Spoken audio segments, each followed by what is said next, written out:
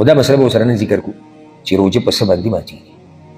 یاد کړئ روژه چې په څه باندې ماتېږي نو یو د ښځې او خاوند کوروالی د دې کفاره څه ده څه نه ده دا بیا په وروستو مسلو کې وبیانوي. دغه شان الاستمناء په خپل لاس سره خواهش پوره کول ځکه بعض علماء دې سره روژه نه ماتېږي خو نه احتیاطي قول دی دې سره روژه ماتېږي ځکه چې هغه حدیث کې دا دي وي الله وایي چې زه چې د روژې تېره د ثواب دومره ورکوم دا په دې چې د خوراک او څښاک او شهوت زما دپاره پرېښودی د ده هم د شهوت کار دی. درېیم خوراک او څښاک په خوراک او څښاک سره روژه ماتېږي. څلورم هغه څه چې د خوراک او څښاک کار کوي هغه څه چې د خوراک او څښاک کار کوي لکه یو سړی دی ځان ته ستنې وایي او هغه ستنې د بدن له داسې طاقت ورکوي لکه دې چې خوراک او څښاک کړی دې سره هم روژه ماتېږي. دغه شان قصدن عمدن الټۍ کول یو حدیث کې راځي رسول الله صلی الله علیه وسلم وایي چې په چا باندې زور زبردستي وشي لکه یو سړی دی هغه الټۍ کولې نه خو طبیعت یې داسې خراب شو چې الټۍ وکړی شوې په دې روژه نه ماتېږي.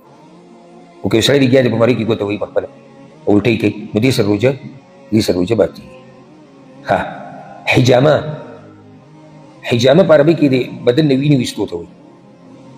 په دې کې د علماو اختلاف دی احتیاط دې کې دی چې حجامې سره روژه ماتېږي. افطر الحاجم والمحجوم رسول الله صلی الله علیه وسلم وایي د دې سره روژه ماتېږي. ولې دې سره ولې روژه ماتېږي لکه یو سړی د بدن نه وینې وباسي ښکر لګول پښتانو ته ښکر لګول حجامه اوس ښکر نه ښکر ورته به دې پخوا به دا په ښکر ویسته ښکر به پکې اېښود پکې به سوری کړو او په خوله به یې د وینه راښکوده د سرمن نه به د وینه راوته. اوس خو مشینان راوځي هغې ته وینه وباسي. د ده ولې روژه ماتېږي ځکه چې دې سره د ده بدن کمزوری کېږي. نو احتیاط هم دې کې دی چې د روژې په دوران کې انسان حجامه ونه کړي. دغه شان زنانه باندې چې محوري وینه راځي یا د څلوېښتۍ دې سره روژه ماتېږي. ها زه یو څو شیزونه ته ذکر کوم چې دې سره روژه نه ماتېږي او بعض خلک ترې خبر نه دي. اولنۍ دا خبره یاده کړئ د سترګو دا قطره نه د سترګو چې قطره کوو د دې سره روژه نه ماتېږي. د سترګو د قطرې سره روژه نه ماتېږي. دغه شان په غوږ کې قطره کول څاڅکې د غوږ څاڅکې چې د دې سره روژه نه ماتېږي.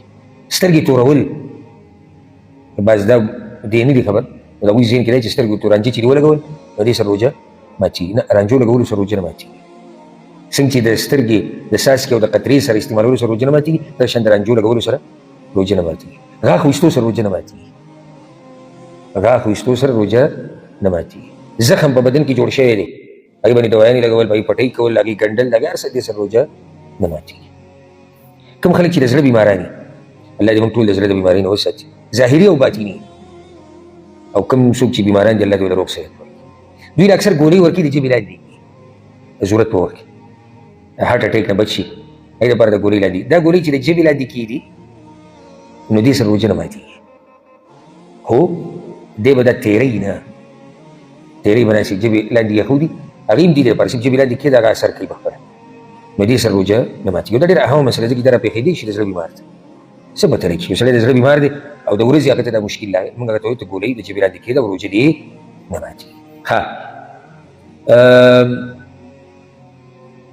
مسواک استعمالولو سره روژه نه ماتېږي بلکې مسواک استعمالول څنګه چې مستحب دي په عامو ورځو کې روژه کې مستحب دي خو کوشش او خیال به دا کوې چې د دې مسواک نه څه دننه معدې ته لاړ نه شي.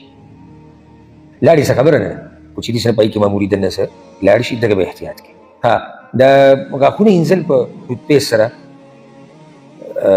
په دې سره صفا کول نو دا جایز دي او په دې سره روژه نه ماتېږي چې څه تېر نه شي چې څه تېر شوي نه وي نو روژه پرې نه ماتېږي. خو بیا هم احتیاط دا دی چې انساني روژه ماتي په وخت کې روژه ماتي او بیا خوله وینځي نو ډېر احتیاط دی. خو که څوک یې کوي نو موږ یې منع کولی نه شو او روژه پرې نه ماتېږي. روژه پرې کله ماتېږي چې کله څه پکې تېر شي. ښه خولې ته چې اوبه واچوي او په دې خوله کې چورلې په دې سره روژه نه ماتېږي. غرغړې کولو سره روژه نه ماتېږي الا دا چې دننه اوبه لاړې شي دې سره روژه نه ماتېږي. ښه د سابندۍ مرض چې د چای دی هغه اکسیجن ورته کوي هغه بخاخ ورسره اسپرې دې سره روژه نه ماتېږي ځکه چې دا د پړپوسانو ته ځي دې د معدې سره کار نه وي دا د پړپوسانو ته ځي نو که د یو چا باندې سابندي راغله دغه سپری ځان ته کوي نو په دې سره روژه نه ماتېږي. اکسیجن لګول یو سړي ته مسله راغله د سینې سابندۍ ته ډاکټر له بوته هغوی ته موږ اکسیجن لګوو خولې ته دا شی پوره ولګوي دې سره روژه نه ماتېږي الحمدلله. ها په جسم باندې کریم لګول وسلین لګول تیل لګول چې څه لګې دې سره روژه نه ماتېږي. معدې ته د علاج دپاره مثال کې کیمره کوزول څه شی کوزول په دې سره روژه نه ماتېږي الا دا چې هغې سره څه لګېدلي او هغه د معدې کې پاتې شي، معدې ته ځي، هغې سره روژه ماتېږي، نور دې سره روژه نه ماتېږي. نو دا یو څو مسلې دي چې اکثر د وروڼو ته راپېښېږي.